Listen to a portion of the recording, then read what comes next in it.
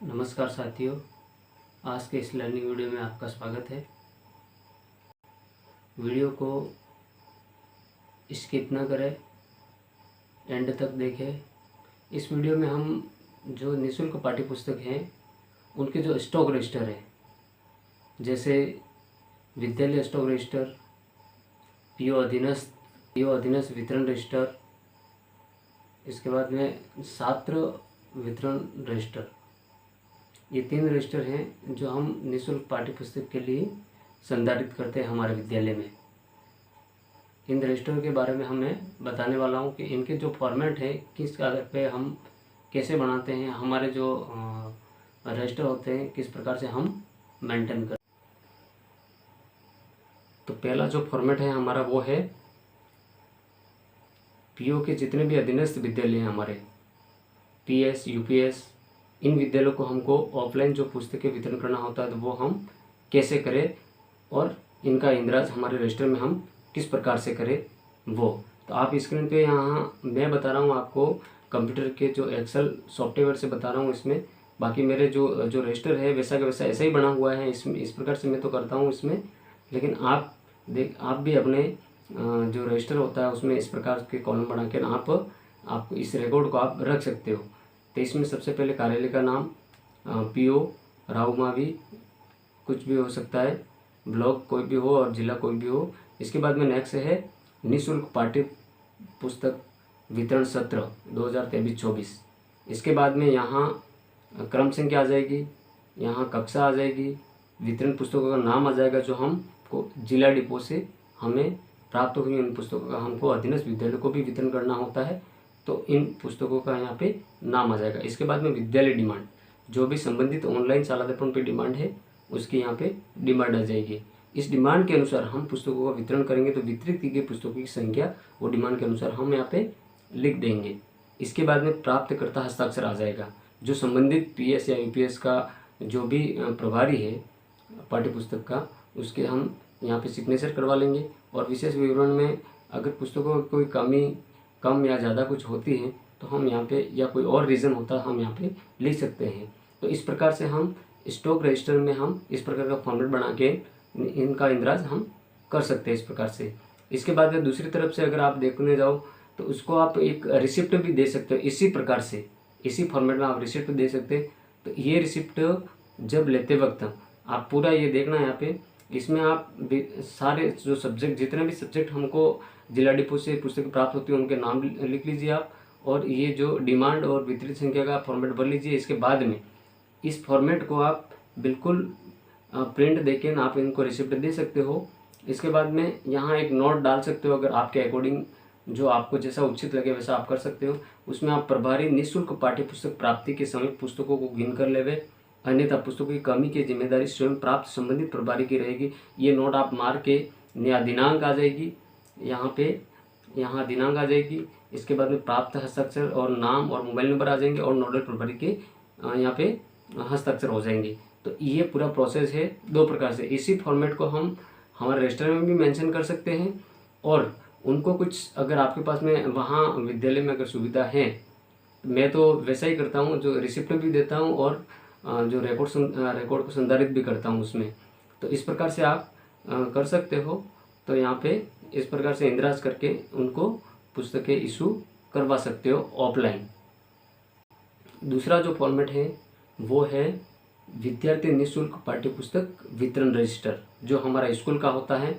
हम 1 से 5 तक हो, या 1 से 8 तक हो, या 1 से 12 तक की कक्षा का विद्यालय हो, जो भी हो, उसको हम किस प्रकार से हमारे विद्यालय स्तर पर जो रजिस्टर होता है उसमें इंद्राज करके विद्यार्थियों को पुस्तक इशू करवाते हैं।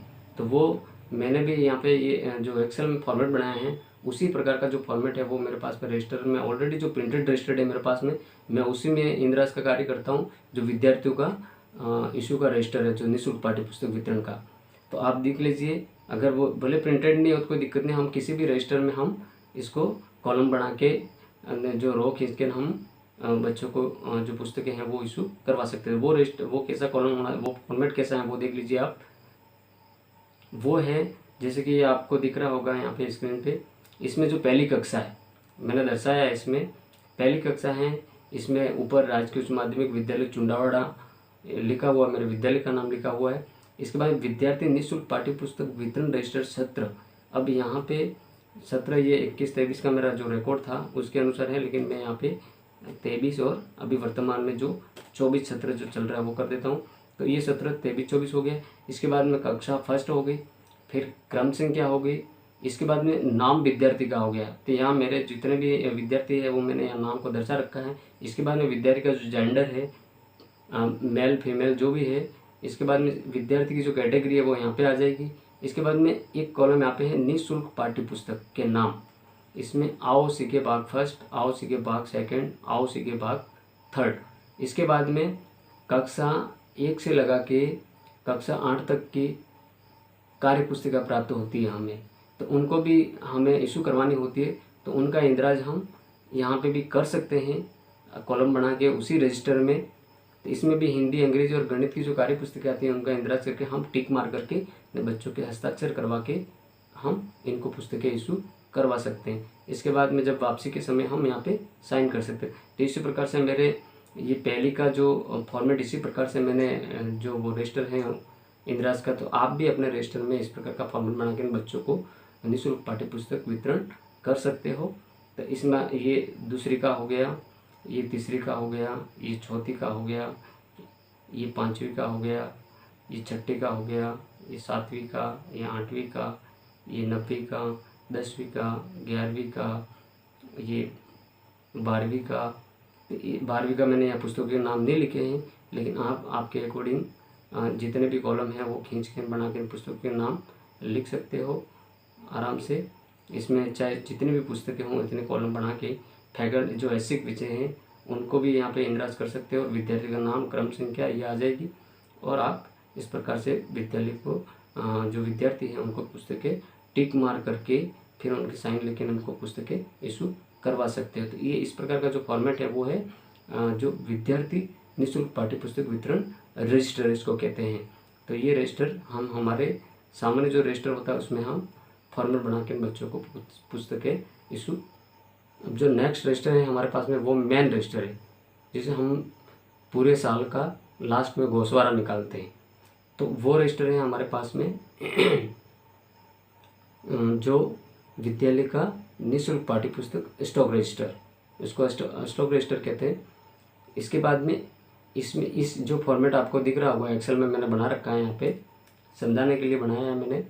इस प्रकार से आप भी एक सामान्य रजिस्टर में भी जो ये लाइनें कॉलम बना के रो खींच के कॉलम बना के ना आप उसको संधारित कर सकते हो। तो इसमें पहले आ जाएगी सीरियल जो क्रम संख्या है, इसके बाद में क्लास आ जाएगी, इनरोलमेंट मतलब जो हमारा जिस क्लास में जितने बच्चे हैं उसका इनरोलमेंट। जैसे पहली कक्षा तो उसमें 10 बच्चे हैं तो 10 इनरोलमेंट हो गया ये। इसके बाद में बुक्स नेम आ जाएंगी, उस कक्षा की बुक्स नेम आ जाएंगी यहाँ पे। इसके बाद में नेक्स्ट जो कॉलम है उसमें नोडल से वर्तमान सत्र के लिए कुल इशूड पुस्तकों की संख्या। तो यहाँ पे नोडल लिखा है मैंने, लेकिन हमें अभी फ़िलहाल में जिला डिपो से पुस्तकें प्राप्त हो रही है नोडल को, तो उसमें उसका जो आंकड़ा जो हमको जिला डिपो से नोडल के लिए हमको प्राप्त होती है वो आंकड़ा हमें यहाँ डालना है। और गत वर्ष की कुछ पुस्तकें शेष रही होंगी, जो आपने इस प्रकार का जो रजिस्टर मेंटेन किया होगा तो उसमें शेष रही हो तो उसका आंकड़ा अगर हो तो यहाँ डाल देना, नहीं हो तो शून्य कर देना है। इसके बाद में स्टूडेंट द्वारा गत वर्ष की लौटाई गई, यहाँ गत वर्ष लिखा है, लेकिन हम इस साल को जो हम पुस्तकें जैसे कि अभी सेशन चल रहा है सत्र 2023-24, उसमें अगर हम बच्चों को 50% रिकवर करते हैं तो उसका आंकड़ा हम यहाँ पे डालेंगे।